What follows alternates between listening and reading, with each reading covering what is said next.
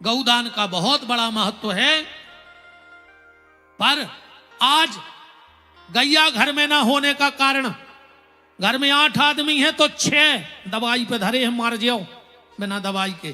कारण हर आदमी गोली पे जिंदा है। गोली पे जिंदा क्यों है? गोली। अगर तुमने गोविंद की गो घर में लाके रख दी तो तुम्हारे घर में डॉक्टर की गोली नहीं जाएगी, और जिस दिन गोविंद की गैया घर से निकल जाएगी उस दिन डॉक्टर की अस्पताल तुम्हारे घर में बन जाएगी, मर जाओगी दवाई खात खात।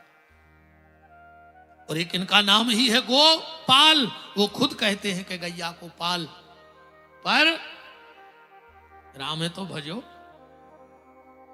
नंद बाबा गौदान कर रहे हैं, और जीवन में गौदान 3 बार करना चाहिए व्यक्ति को। सबसे पहला, जब तुम्हारे कुल में लड़के का बिटिया का जन्म होवे, बेटा का जन्म हो तो गैया दान करना। गौदान करने से उसका प्रारब्ध खत्म हो जाता है, उसके पिछले पाप सब नष्ट हो जाते हैं। फिर जब बेटे का विवाह करो तो हरे मंडप में गौदान करवाओ। और तीसरा, अपनी अंतिम यात्रा के लिए गौदान।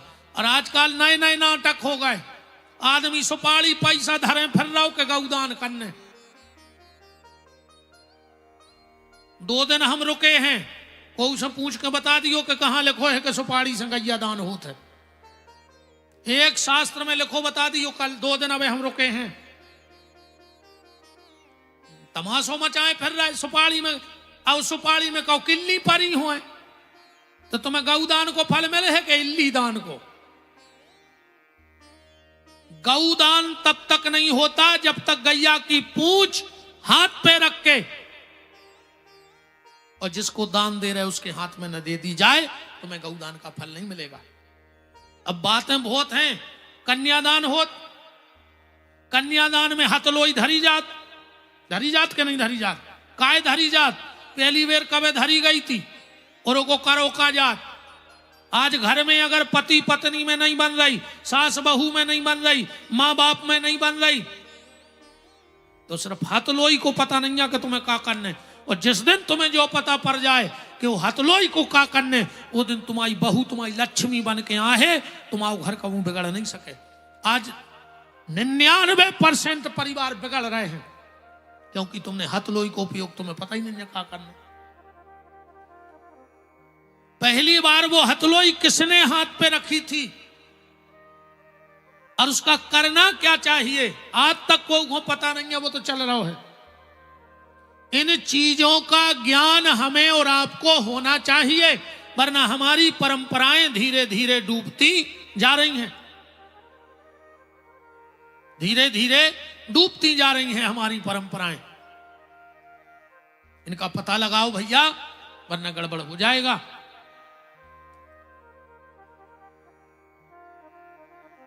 तो गौदान जब तक हाथ पे गैया की पूंछ रख करके मंत्र नहीं बोलोगे, गौदान का फल नहीं है। नंद बाबा गौदान कर रहे हैं। जीवन में मैंने बताया 3 बार गौदान करना। भगवान के जन्म महामहोत्सव पे 1100 रुपए भूपेंद्र सिंह जी बुंदेली गायक बीजा डोंगरी ये गौ सेवा के लिए दिए हैं। हम आपको बस 1 मिनट की चर्चा कथा से हटके कर रहे हैं, पर वो कथा से हटके नहीं है, महाकथा है। हमारा कोई स्वार्थ है नहीं, इसलिए हम आपसे कर रहे हैं। विगत 5 साल से, विगत 5 वर्षों से यह शरीर एक गौशाला का संचालन कर रहा है, जिसका नाम है सांवरे सरकार गोपीठ सुर्खी। दुनिया की पहली एक ऐसी गौशाला है, आपको 24 घंटे 12 महीने छुट्टी है, कभी भी चले जाना। आपको उस गौशाला में दूध वाली गैया नहीं मिलेगी, सिर्फ एक गाय दूध देती है, वो भी इसलिए कि वहां ठाकुर जी का मंदिर है। दूसरी गाय तुम्हें दूध देते नहीं मिलेगी। अंधी, लंगड़ी, अपंग, अपाहिज, एक्सीडेंटल, ऐसी 300-350 गौ माता वर्तमान में गौशाला में है।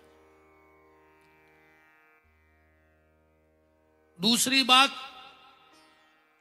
वहां एक अपना घर है। अपने घर का मतलब है वृद्धाश्रम। हमने उसको नाम दिया है अपना घर, जहां पर जिनका कोई ना हो आ जाओ, वहां सिर्फ भजन करो और भोजन करो, वहां रहो। तीसरी बात, वहां एक व्यवस्था यह है कि हमने उस गौशाला को गार्डन जैसा बनाया है। उसमें पूरी व्यवस्था है। 7 एकड़ में पूरा परिसर है आश्रम का, पूरा टेंट, पूरी व्यवस्था, जयमाला, कुर्सी, स्टेज सब बनी है। कोई भी गरीब माँ बाप वहां शादी करो, जो तुम 1,00,000-1,50,000 रुपए गार्डन में देते हो, हम वही व्यवस्थाएं तुम्हें निःशुल्क देंगे। तुमसे 1 रुपए की रसीद नहीं कटेगी और 11,000 रुपए इस भाई की तरफ से उस बहन को और भेंट दी जाएगी। लगभग इतने पुण्य तीर्थ क्षेत्र में बैठ के कह रहा हूं, 60-62 शादियां इन हाथ के द्वारा हो चुकी हैं। साल भर यही ढूंढते, जिनका कोई नहीं, उस बेटी का ये भाई है। बात सिर्फ आपको ये बता रहे हैं कि अभी 23 फरवरी से, इसी 23 फरवरी से धाम पर एक कार्यक्रम है, बहुत विशाल कार्यक्रम है, जिसमें 501 जोड़ा तो गांठ जोड़ के कथा सुनने बैठ रहे हैं। 501 जोड़े सपत्नीक सामने बैठेंगे। 8 दिन का भंडारा चलता है, दिन रात का, चाहे 1,00,000 लोग खा जाएं। पहले दिन कड़ाही चढ़ेगी और भंडारे के आखिरी दिन कड़ाही उतरेगी। दिन रात का भंडारा चलता है। रामलीला भी होती है रात में, मेला भी भरता है। भक्तों की बहुत, ये तो जनसंख्या बहुत कम है, इतने तो यजमान हैं वहां जो जोड़े के साथ बैठेंगे। आप सबको हाथ जोड़ करके हम न्योता दे रहे हैं। सागर से नरसिंहपुर रोड 4 लाइन 30 किलोमीटर सुर्खी मेन 4 लाइन पे बहुत बड़ा गेट, उस पे 2 बहुत बड़ी बड़ी गैया मैया बनी है। आप सब सादर आमंत्रित हैं। टाइम मिले तो 23 फरवरी से 1 मार्च तक धाम देखने आओ और देख के आओ कि गौ सेवा क्या होती है।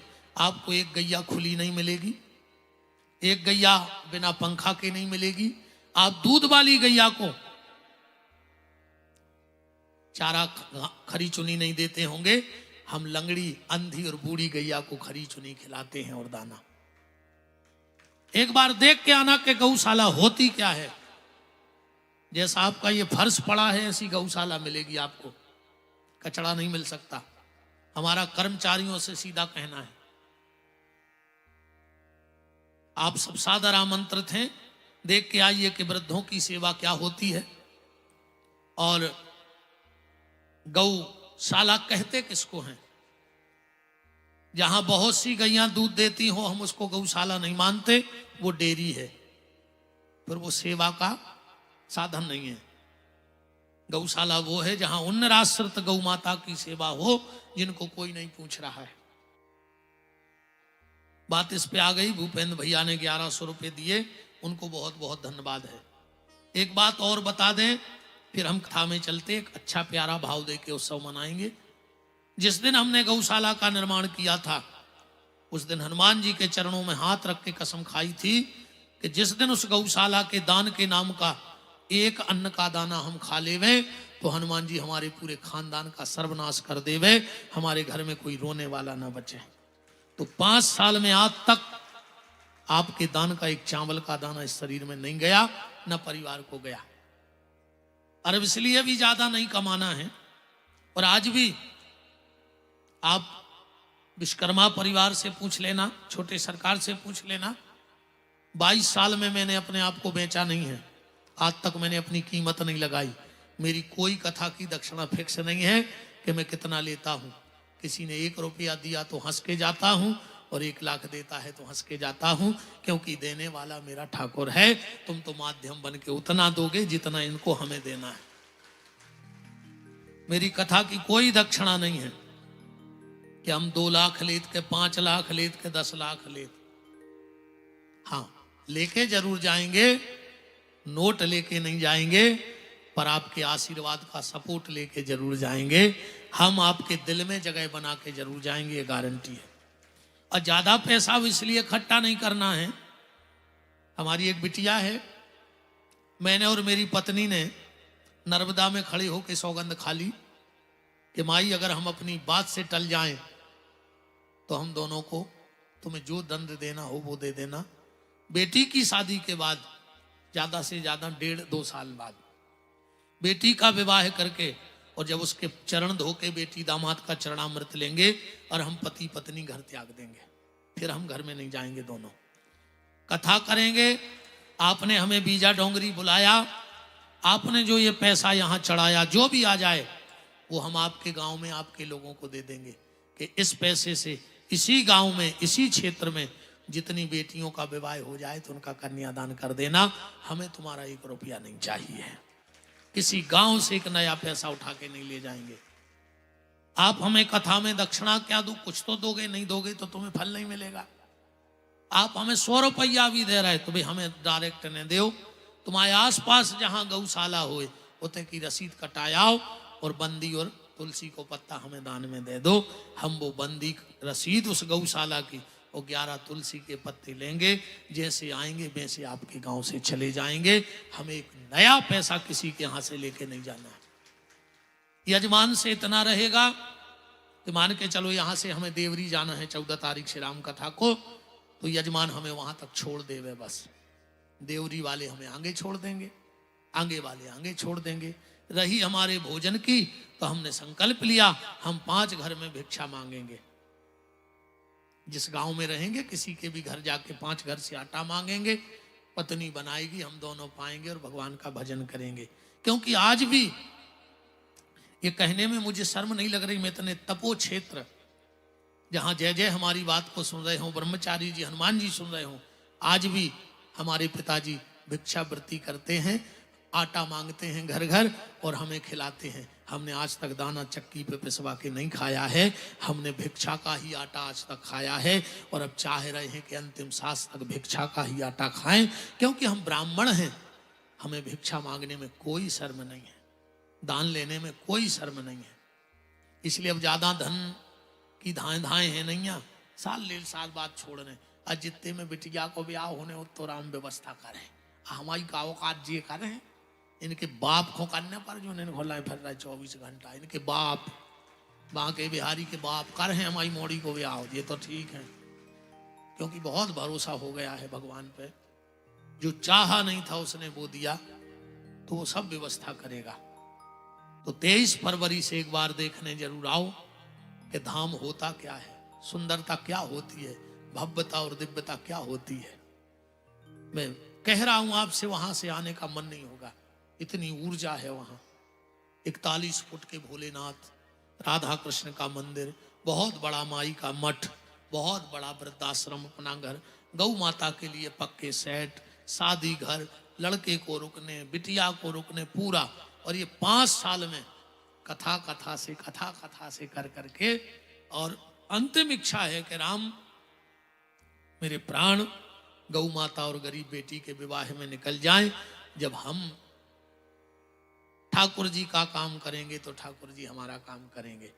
तो जो 1100 रुपये दिए उसके लिए धन्यवाद। एक भगत जी ने और दिए थे, और बिल्कुल मुझे इसमें कोई शर्म नहीं, जिसको भी देना हो आप दे सकते हो। गौशाला के लिए जो भी दान आप देना चाहो, विश्वास अगर आपका 1 पैसा मेरे परिवार में चला जाए तो मैंने कहा हनुमान जी मेरे घर में रोने वाला न बचने दें। तुम नहीं देखोगे कि तुम्हारा पैसा गया, कहाँ गया, हम कहीं भी लगा दे, पर हनुमान जी तो देखेंगे, वो तो हमें छोड़ेंगे नहीं।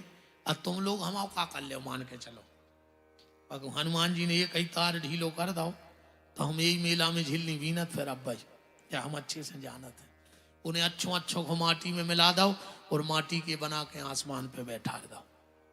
अगर आपको लगता है तो बिल्कुल हमें कोई दिक्कत नहीं, हम तो गैया के लाने झोली फैलाए, या अपने लाने मांग के खा तो गैया को भी मांग के खावे में हमें कोई शर्म नहीं है।